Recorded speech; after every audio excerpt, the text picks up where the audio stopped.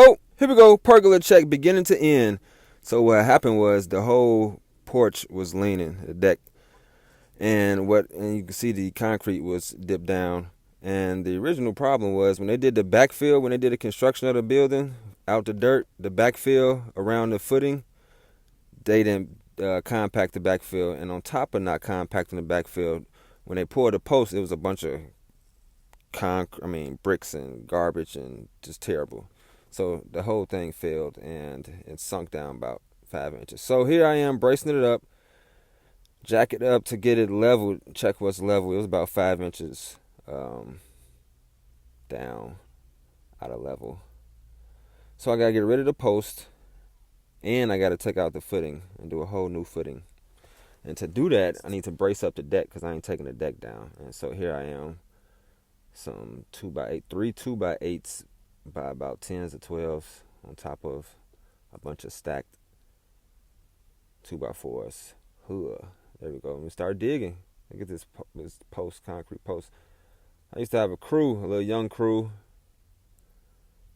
They was doing some landscaping. This was 2022, 23, a while ago, a couple years. Nonetheless, got to brace up the other side also. Same method. You know, I like to teach. I'm working on my academy in my school. Coming soon. All right, now we get the other side braced up. Like I said, we got to brace both of the outside corners so I can get the post out and so I can get my footings. This is the form for the footing. I did this like a house. I did a footing and I did a foundation in a sense, right? So I did this footing about 12 by 12 and then I did a 12 inch round post on top of that. I had to dig. I think I went down like 4 feet. Hood looking good in the neighborhood. Backfill. I missed the video with the footing. The 12 inch by 12 footing underneath this. I had the rebar sticking out. Brace the wood because the hole was so damn big so I can pour the concrete. There's a lot going on. Hood nice and leveled. All right, ready to drop the post back on. But then I didn't like how the beam was looking. And it need to be continuous because 5 years prior, I extended the whole deck from about 10 feet to 20 feet, 5 feet on each side, or 3 feet on each side with a counter level beam. Now I want to go a full 22-foot beam all the way across. I think I don't have a video for that. I don't think so. Nonetheless, they want to get all new railing, keep the decking, and power wash it, stain it, and build a pergola on top. So we knock off all the railing and then get ready for the new railing. Like I said, you can see the porch next door, the deck. That's how wide it was before, and then I extended it using the same 2 posts and counter level.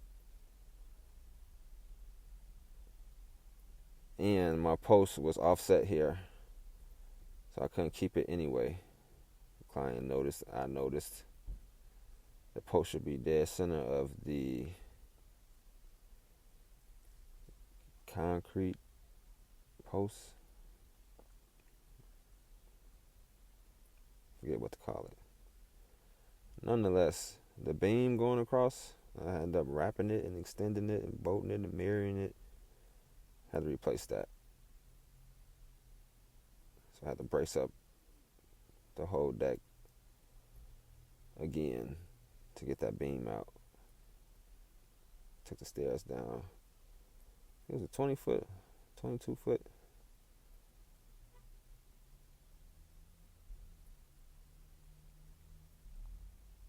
And then drop in my posts, bolt them to the frame, and start going up with my pergola here. It's 8x8s on the corner, 6x8s.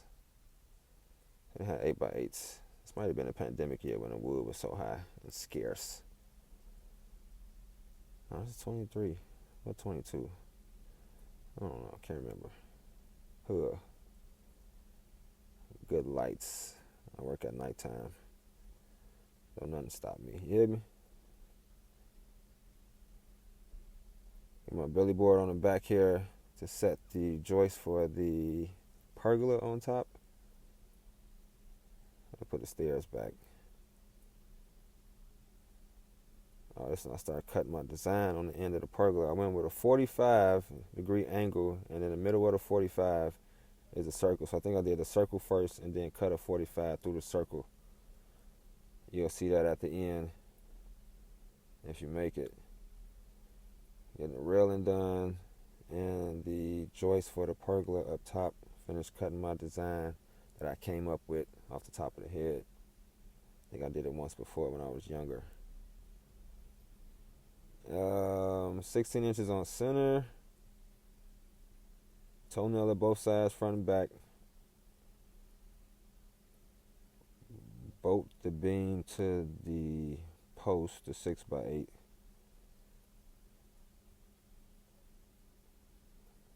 Get the stairs back on. I did fix the concrete. That's at the end also.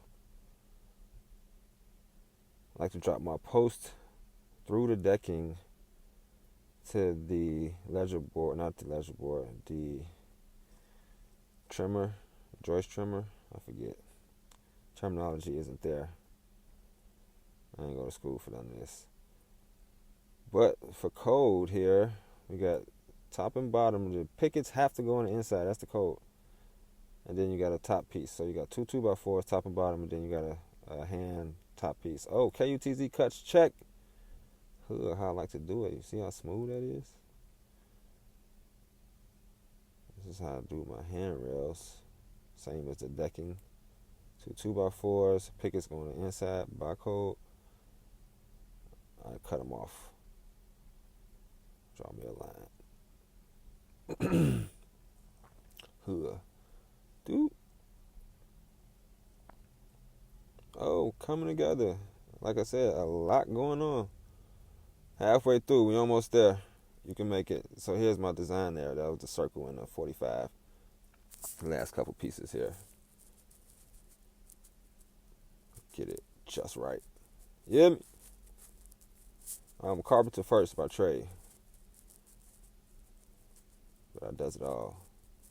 And I mean all by do it all good too. Oh, employees of the month. Let's see, how old are they? I could kind of tell how long ago this was. Yeah.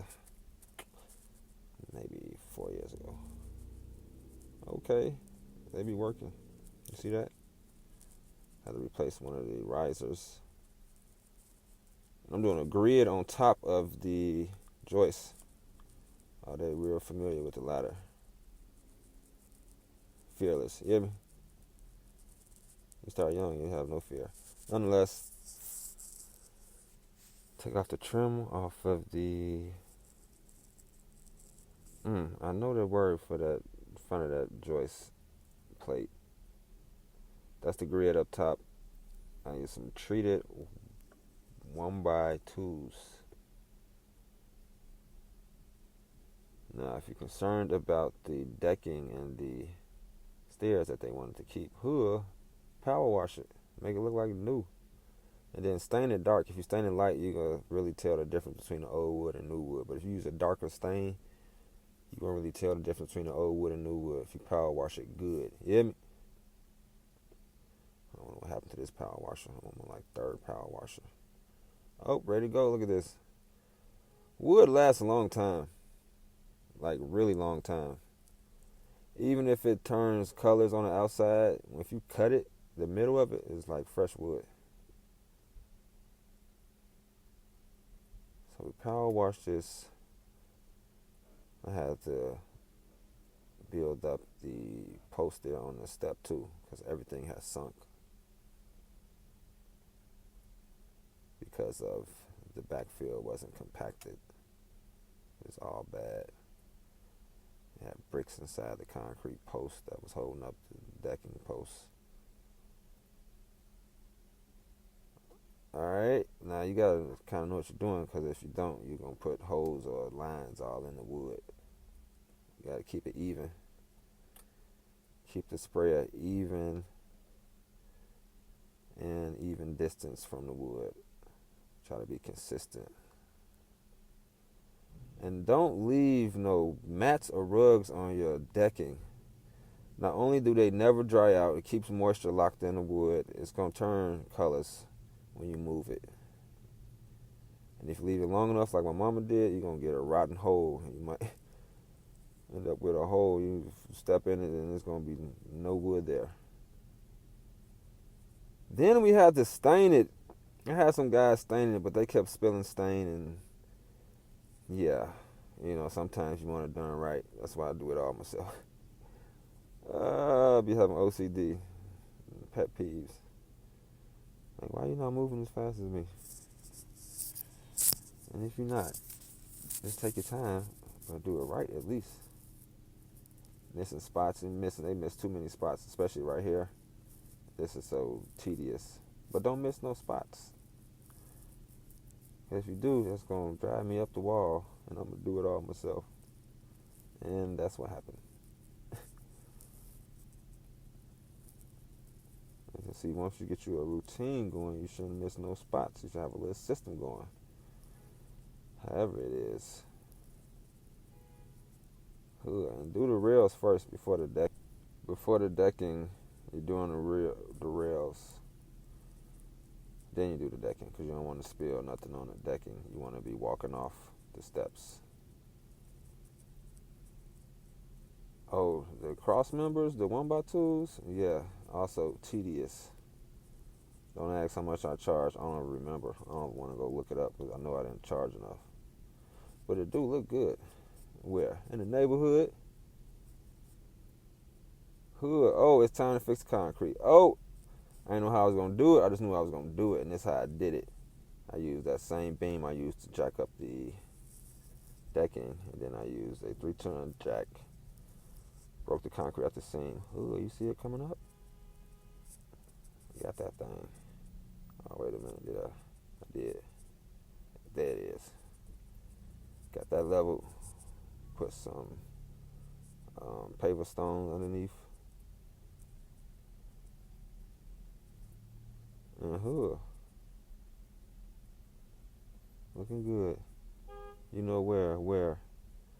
In the neighborhood. And then this is the edge of the pergola joist that I came up with. Thanks for watching.